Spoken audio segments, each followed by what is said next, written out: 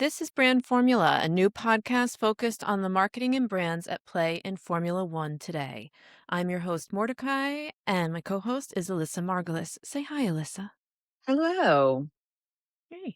Between us, we have 30 years of marketing experience across agencies, in-house at brands, digital platforms, content studios, and more. We're also big F1 fans. Elyssa was raised on F1 from childhood, and I am a Drive to Survive COVID convert. Each week, we will bring to you our takes on the brands around F1, the teams, and the drivers themselves. Who is seeing an ROI and who's DNF'd? So welcome to Brand Formula. It's episode 6, and wow, did silly season really kick into gear. And this has almost nothing to do with drivers this week. It's kind of crazy. I'm sure you are seeing the same thing, but my entire feed is filled with the news of Max Verstappen's race engineer, GP, leaving for McLaren. And I almost had to check what month we were in because we usually don't get this kind of silly news this early. So yeah, it was really quite the few days of thoughts, feelings, and opinions on that from the Max stands. Absolutely. And for those of you that are just here for the marketing, silly season is when all of the driver contracts are coming up and who's moving where and all the gossip and rumors around drivers. But here we have our surprise 5-week spring break. And, we're supposed to be in Bahrain this week. But instead, we are in all of the sort of power players of the teams all moving about. And at one point, the domino effect from this was so substantial with Andrea Stella signing some deal with Ferrari, and it just went all across the paddock. So it was fascinating. But also, we saw the continuation of Quadrant really blowing up on the feeds. Lando is really like, I'm going to take a moment and do this. And he dropped a bunch of new content on us.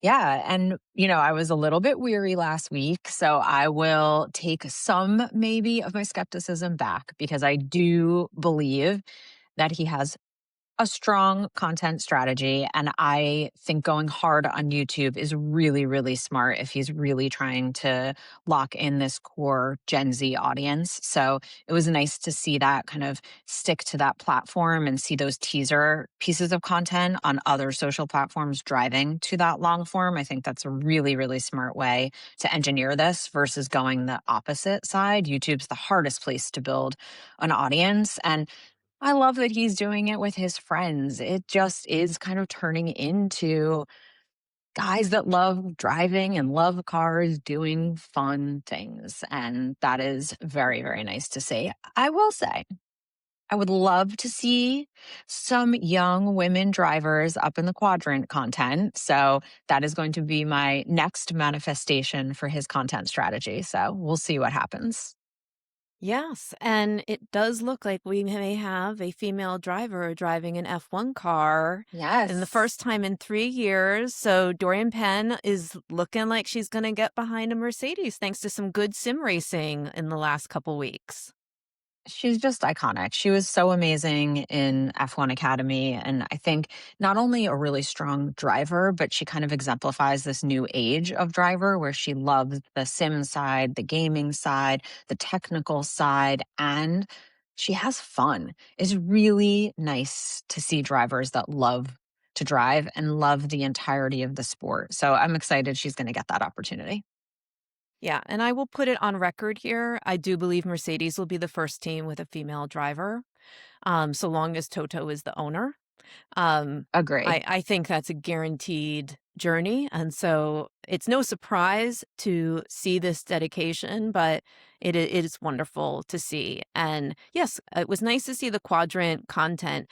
One thing and we don't have their Q scores in front of us at the moment, but what I was interested in is that the branding was very much, like Quadrant with Carlos Sainz. And we ourselves had one of our clips of Carlos Sainz, and it's quite a popular clip compared to some others. So, he's a bit of a driver. And we also have Lando content. And so from our very lackadaisical focus group of our own content, I can say that Carlos performs a wee bit better. And do people really know that Quadrant is Lando, the current driver's champion? Great question. And Lando, call us. We would love to dive into some brand strategy with you. But I don't know that it needs to be so him. I actually think it is smart, for one, honing in the Carlando relationship and using Carlos's popularity and just the way that he can make people smile all day every day. Lando's still figuring that out a little bit. I think you can see a little bit of his personality starting to come into some of his content more and more, whereas Carlos is just Carlos day in and day out. And so I do think bringing his friends, bringing that kind of brotherhood together is smart. And I don't know that it needs to be so Lando focused. I think that that's probably not the smartest move for longevity, because you're not going to be the world champion forever. I'm sure that some people would love that, but let's be honest, it's probably not going to be him this year. And so you need to not have it be just you. And I don't know, we'll see what happens next week.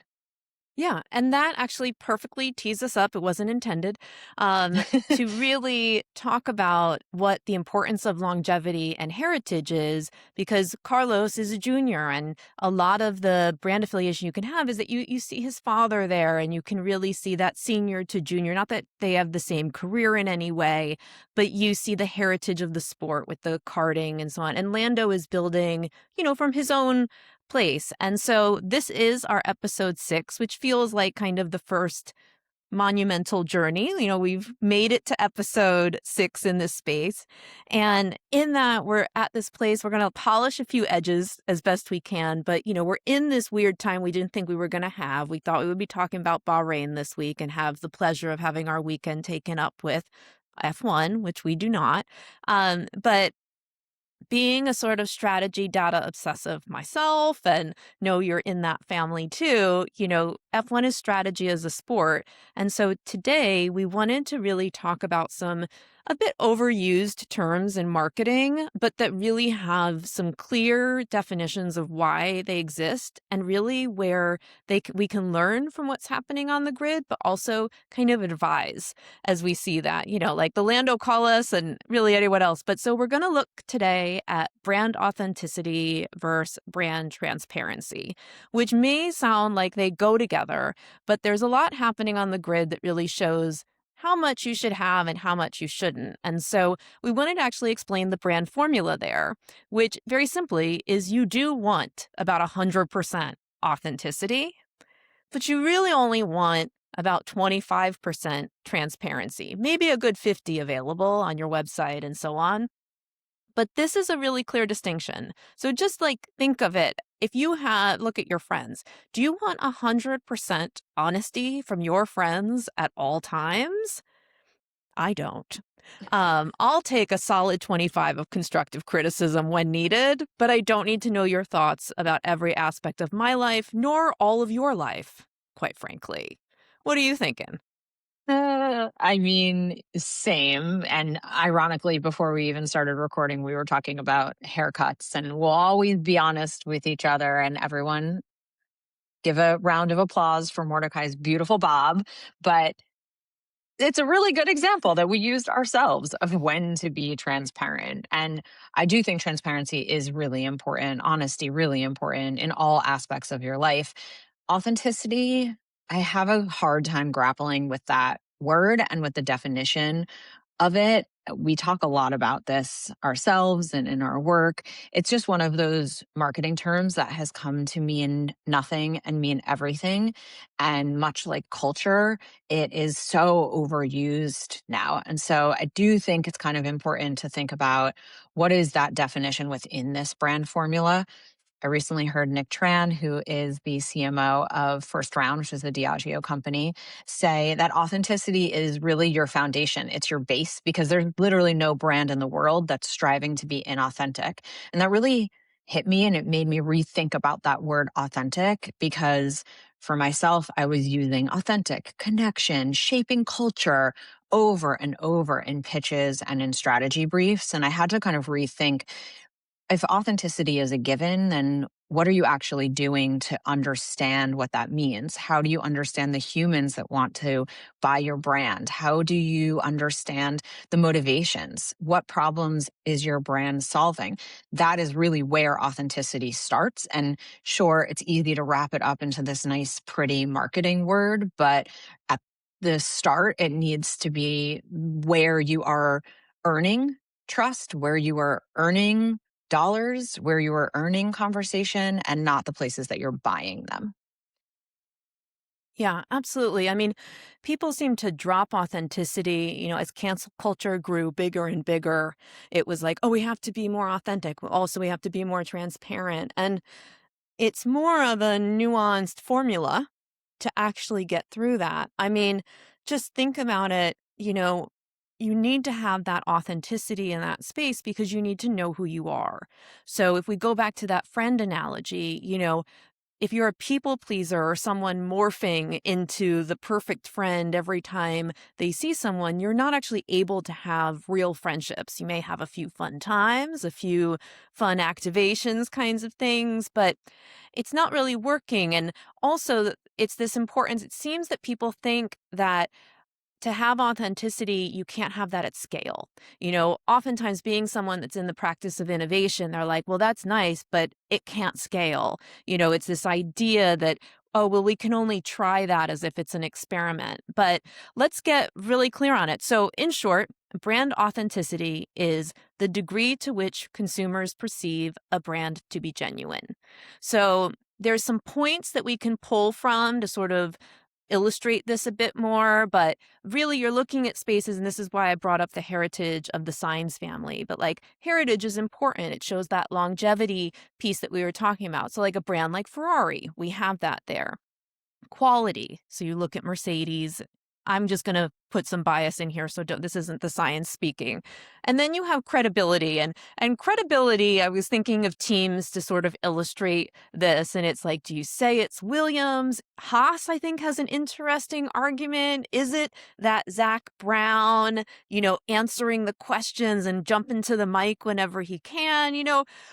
What are you thinking in terms of heritage, quality, and credibility on the grid? Am I off? You're the long Oh, timer. I'm still, looking at it from my lens. this is so hard. I don't know that I can separate personal feelings right now from brand marketing perspective, because I have been a Ferrari obsessed since I was 4 years old and saw my first Ferrari and said, I will have that one day. And behind me is a die cast of that exact Ferrari. It is tattooed on me. To me, Ferrari represents so much more than a brand. I bought into Ferrari because of what it looked like, what it saw, the people that got out of those cars, whether it was on a Formula One track or whether it was out and about, had an air of confidence and of pride. And to me, that's what brand heritage is. It's not even necessarily about the reliability and the parts. And it's the feeling that you get when you own it, when you touch it, when you're around it. And especially for legacy luxury brands, that is what they've been capitalizing on for 100 years. So that's my point of Ferrari. Now, Mercedes, I think, is a very interesting one. I learned how to drive on an old Mercedes. Old. There was no power steering. I mean, I learned to drive hand over wheel to turn that massive thing. But what it taught me was reliability. It taught me that you get back what you invest. And I think that was something that was very innate. It actually shaped a bit of how I thought about advertising as well. My mom drove this old Mercedes and my dad drove this old Toyota. And they were two cars that lasted decades, lasted through multiple people learning to drive on them. And so that taught me a marketing story of telling that more day to day. And so I think you have to be consistent, but you also have to have some vibes with it. And so some of the newer brands, Williams, Haas, don't necessarily have that long-standing story. Williams was that for so long and they've lost it a bit. Do you go and tell the heritage story because they have an unbelievable history? Or do you really try to build the future and try to build that new side, new story, new way of telling it? I'm not sure. That was a really long-winded way to say I have no answer for this.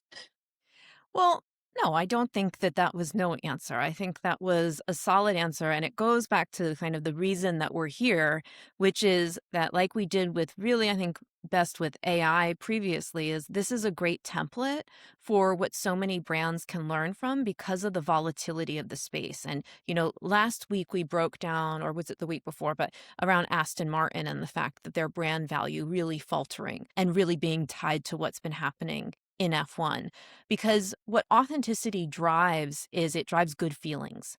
So, and that's about the brand. It's that loyalty that you mentioned, which leads to purchase intentions. Now, not everyone in this case is buying a Ferrari, but look at all of the touch points you have bought.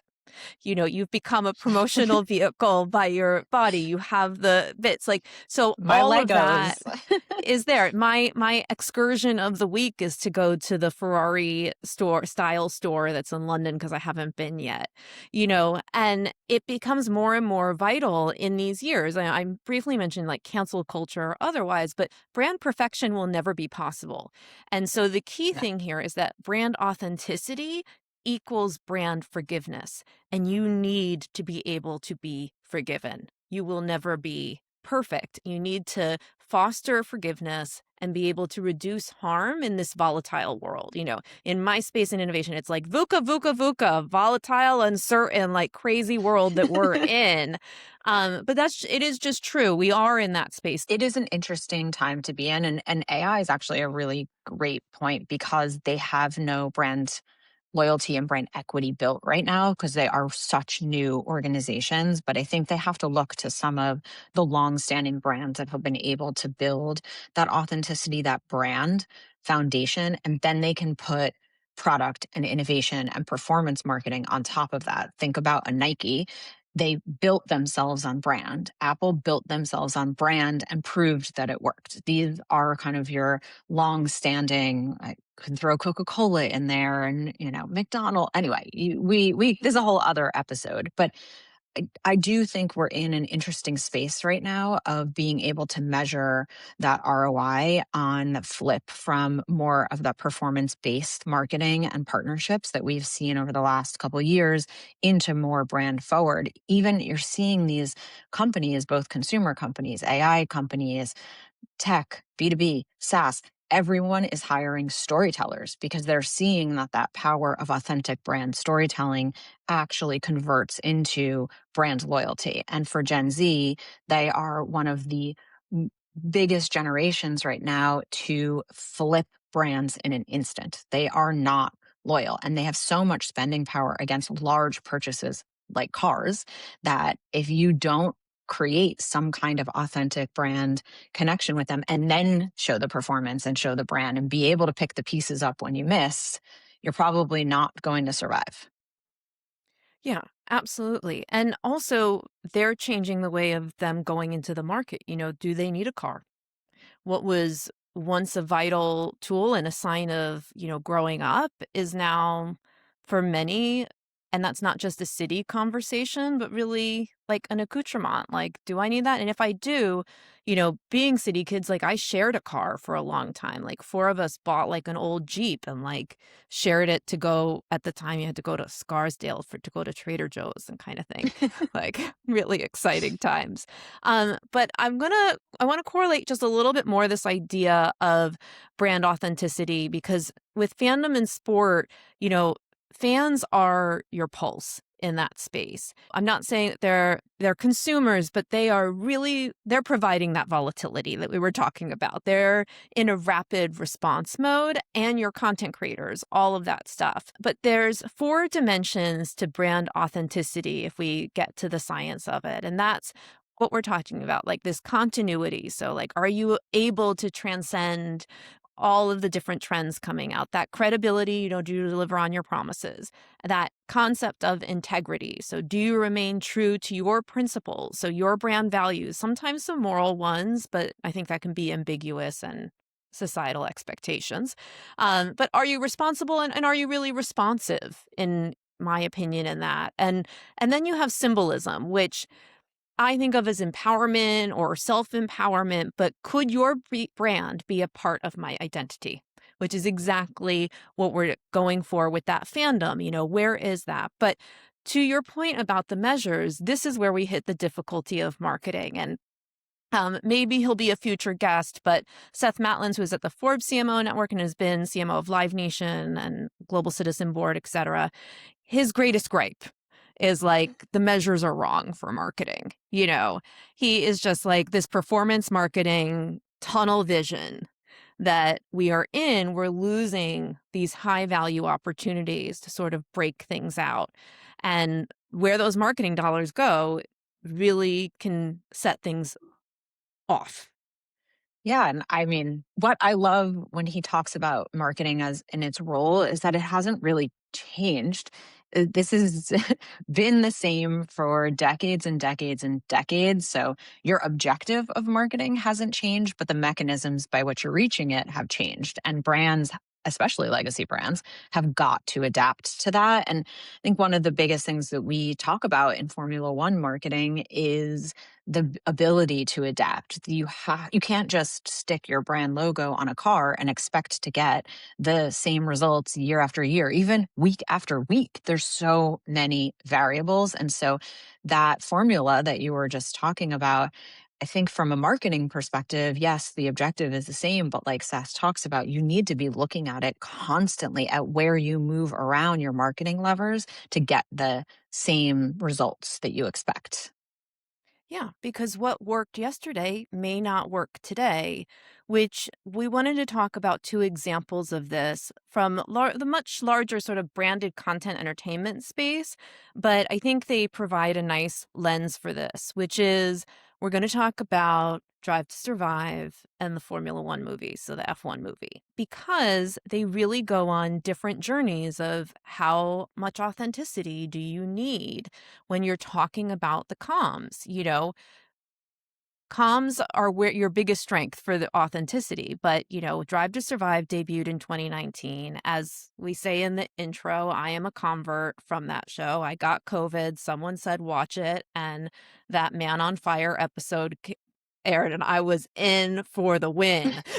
Like, that's on. And, what they're doing with that has been interesting. But then on the flip side of it, I watch the most recent season and the authenticity is gone for me because I've gotten too far into the sport. And that frustrates me. So the thing that I loved the most as my gateway, it's like your first partner or something like that. Thanks for making me such a great girlfriend or boyfriend, but peace out. I'm moving on. I'm moving on. We're doing another thing. And I think that that's so interesting to be in that position and be like, I don't like that brand, that which I consider to be the FIA's branded content story is Drive to Survive. It is. It is. And I know we've talked a lot about this, but Drive to Survive, to your point, it started as branded entertainment. It was literally a brand, the FIA, saying, we need to grow our sport. We need to bring new fans in. We need to reinvigorate the conversation. It obviously happened to be at this perfect storm of COVID when people were home watching and they could watch races. I mean, it could not have happened at a better time, but it was true branded entertainment in the truest sense. If you go back to how branded entertainment started in the 1930s with Procter and Gamble creating soap operas to put actual soap in front of housewives because they were home, that is where branded entertainment started. It was a mechanism to tell a brand story.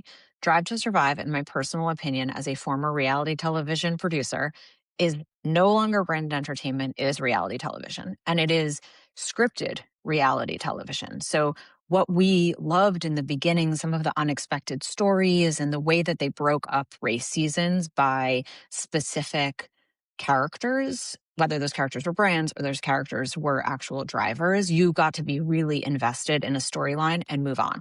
And that is what reality television does so well. But as those casual viewers that love to talk about reality on social the day after became fans of Formula One and knew those storylines in real time, when you actually now go to watch Drive to Survive a year after the season started, it feels really inauthentic because it isn't actually telling the story anymore of Formula One.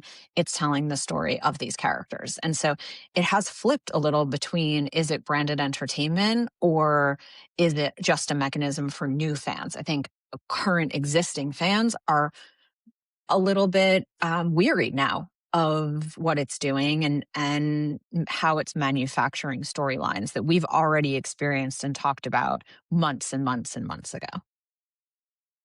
Yeah. And because of the larger brand loyalty and the interest in sort of being aligned with that brand, I get very disappointed. So, in the current season that just aired, there was a large narrative arc around the dynamic between teammates for brief periods, Yuki Tsunoda and Liam Lawson.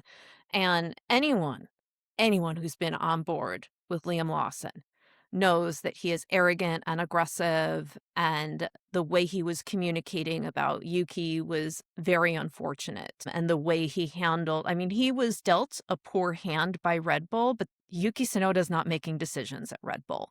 He has nothing to do with that. And it is any driver's goal in life to like want to be on the other team. You know, they're never going to diminish their own abilities in that.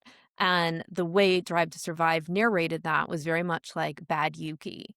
And as a Yuki Tsunoda stan, I did not appreciate that narrative because it wasn't true, you know, and they even tried to show that like Yuki doesn't shake hands or something, but it's very Liam driven if you watch and you are familiar.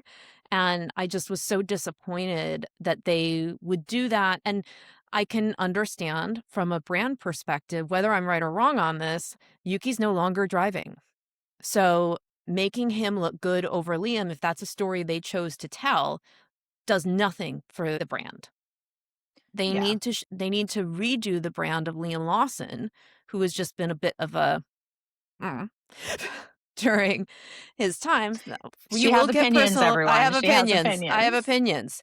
opinions. And so that's what you get. You end up stuck in this narrative structure that is inauthentic to the actual truth of the story, which then puts off the fans. But at the end of the day, I always think of this as a TV producer, which is that I'm still watching. So Yeah. my We're opinion still means nothing to watching. them.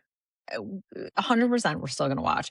I think we also have to remember that Drive to Survive is setting out before a season starts and deciding what races they're going to be at. They can't be at every single race. So they actually developed very, very specific storylines and episode arcs prior to a single car being put on a Formula One Grand Prix track. So that to me is a really I give credit on one side because you have to imagine it's like you're closing your eyes and throwing darts against 22 races and hoping that you pick the right ones that have the right stories. So I can see it from that side. And maybe it's hard for me to watch because of my background in television, in production, in branded entertainment and marketing, but I'll still watch and I'll still be critical. So let's Yeah. see what next season brings. And this is the work that all marketers have to do is they have to look long term and trust on these big bets. So, you know, is Drive to Survive still converting? Of course it is. And then we have the other big converter over the last year and a half, which has been the F1 movie, which we briefly touched on before, but, you know, I was also frustrated because it was not technically accurate. If I hear about a 7-second pit stop one more time, I'm good. Like I wanted to smash my television. But at the end of the day, it brought a lot of people forward, and I will not forgive the sexist tropes. I don't think they had any place. And justice for Simone Ashley. It's a total Bechdel test failure, that movie.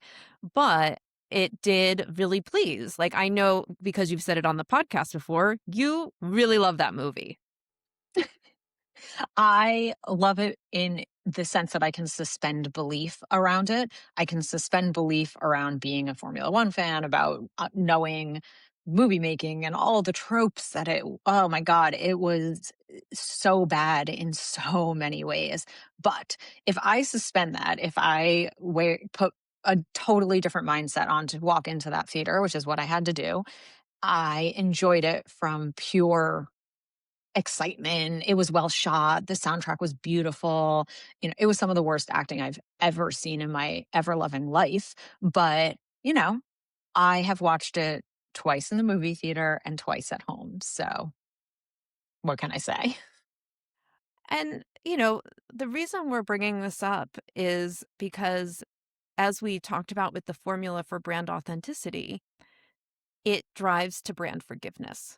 So, neither the Drive to Survive hiccups or narrative liberties that they're taking, or the offensive tropes employed by the F1 movie, it didn't affect our purchase intention at the end It of it. didn't. It didn't. And I also think we can't forget that Lewis Hamilton was deeply involved with the F1 movie. And we talked a bit about driver brands, in previous episode, but that was also an important piece of this, that if he could suspend belief on rules, regs, and any kind of reality happening on those tracks, then so could we. And I do think that that was an important distinction to understand too in the Drive to Survive to F1 movie to fan pipeline. Is It's almost like you're subliminally being told that you can be a fan in different ways because of these different mechanisms of telling the story. The races are going to be the most real. Drive to Survive is going to sit somewhere between hype and reality television, and the movie is going to be, okay, this is a fantasy world, and all can be okay. It's your choice as a fan how you want to engage with each of those. And that's the power of brand authenticity. And the journey of that, though, is that then when we get into transparency, which, there's this careful delineation of that, we broke down what authenticity is. But when we're looking at transparency on the other side, we need to remember that formula, like only 25%, like slow your roll on how much you need to be bringing that forward. And for examples on that, I think we really have, which is interesting because one is like the protege, but it's this James Vowell's Toto Wolff setup, which can really illustrate the different ways you see brand transparency deliver. Because what we see is, after every race right now, James Vowell's goes straight to vertical video camera and over explains what has gone wrong for Williams. While you have a Total Wolf who will go and do something different. He will say a very polished corporate answer. I will say they digressed with that behind the scenes sort of snippet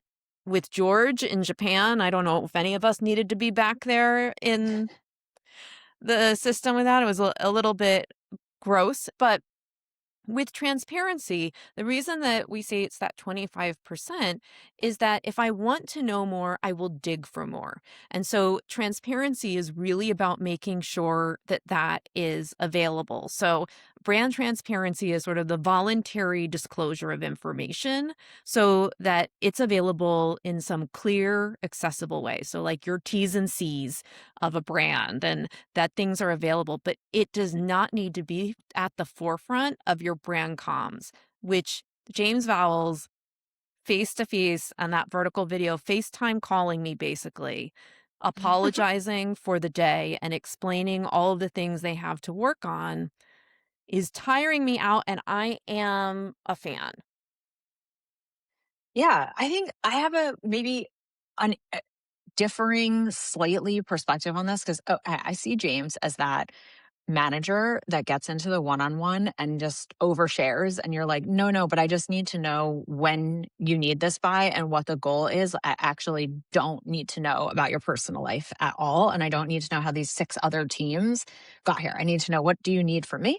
How can I make this easier, and how can I deliver on what needs to happen. And so I think he needs to take a little bit of training on how to edit himself down. I think he's an oversharer because, for one, he's probably a little bit worried. He's leading a team that has let their fans down for so long. And we just talked about this earlier. Williams was the top of the top, the elite of the elite for decades and has been nowhere near that for so long. And so there's a lot of pressure that comes from that. Plus, there is James's own background and how he has built teams up and what he's brought. And so I think there's a little bit of maybe even insecurity that's coming that you often see with brands when they are worried that they maybe don't have it right or they're not sure. Instead of coming with confidence, it oftentimes comes with an overshare.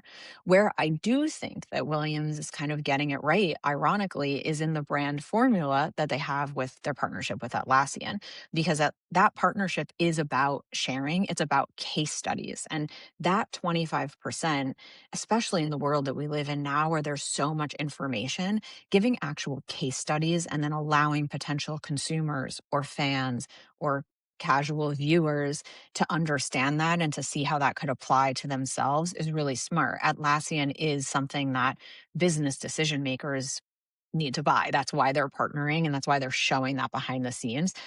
Where you see the difference is James just getting on, like FaceTiming you on Sunday afternoon and Atlassian having a script. And Mhm. maybe the same Williams PR team that's working with Atlassian needs to work with James on Sundays. Well, and I think you've really articulated the leadership differential, and that is so in parallel to marketing, going back to the Seth conversation, going back to, and we're both similar leaders. Like, I don't have an open door policy, but I do quarterly check-ins where it's a free space to say and clear things up. I have this general viewpoint that if you meet every quarter, nothing's going to build up or die down, that much that we can address it, nor has it been heightened. But I really feel like it's that setup of, because we have this change happening on the grid, which is that a lot of the team principals are now engineers. So Toto Wolff is a CEO. What was Christian Horner, the legacy of that, but we have it with Zach Brown, is these charismatic CEO leaders. And you actually see that staying at Mercedes because just recently, we have Bradley, who was their head of communications, is now the deputy team principal. So you see what the legacy plan is there. And that is a continued move to that overall executive leadership point of view, which I'm not saying that James Vowles doesn't have, but it's the same thing of going back to that performance marketing or being a technical lead as being the person. And I will not get sort of my day job fully integrated into here, but I am a huge proponent of generalists in executive leadership and not specialists, because stakeholder management and being able to work across a board and being able to work across a C-suite is the only way you're going to get things done. If you stay narrowed to your specialty, it does not succeed at that level. It's an incredibly integral part to have specialist leadership when you come to, technology and AI and so on, but someone needs to tell that story, as you were saying, on that executive level. And so this is a problem that we're seeing from marketeers in the same way we see it on the grid, is that different kind of leadership. So of course, James is going to over explain because he is a specialist.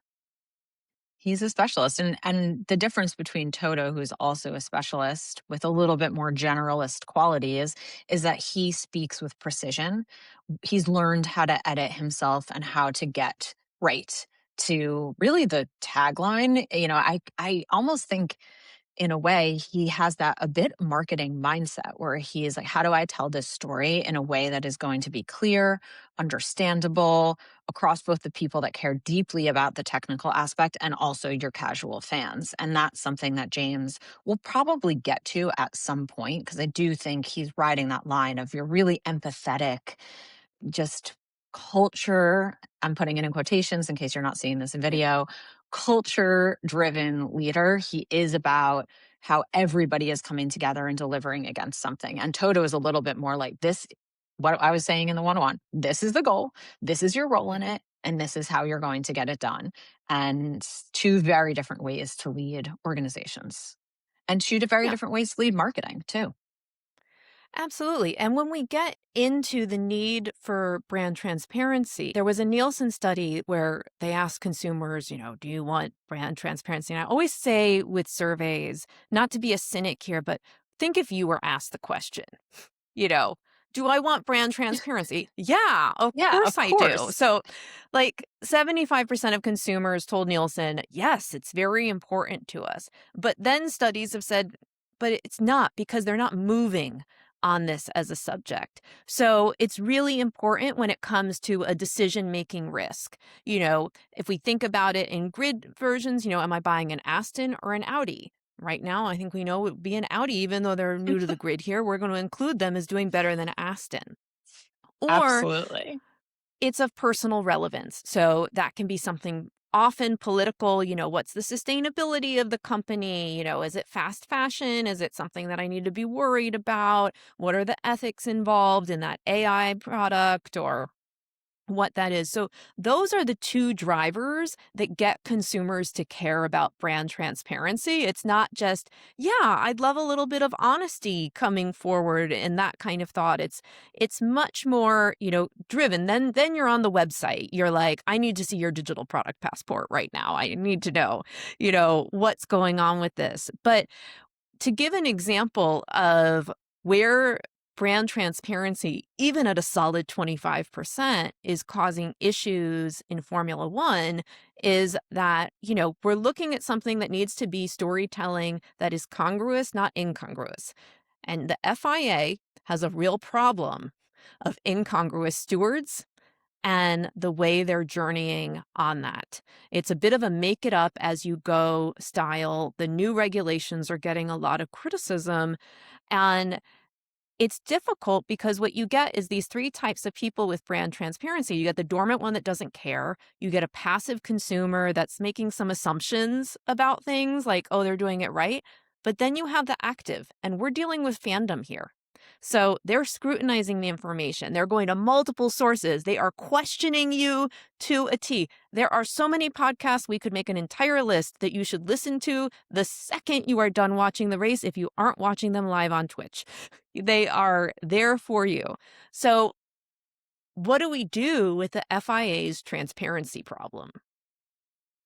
I don't know that there's much to do other than have people that can educate between those lines. Because for one, they are closed room conversations that are that are happening between an FIA leadership and the stewards and the teams. And so, yes, there's press conferences that happen around those. And so you get snippets of those, but they're very controlled conversations. And I think it is very interesting. You can't really take a sports league and put it in the same place as just a general organization or a brand because there are so many different layers to it, especially something like Formula One, where you do have a governing body. Then you have individual teams, you have individual drivers, have different levels. You have Formula One, you have Formula Two, you have Formula Three, you have Formula Four. It's such a massive world.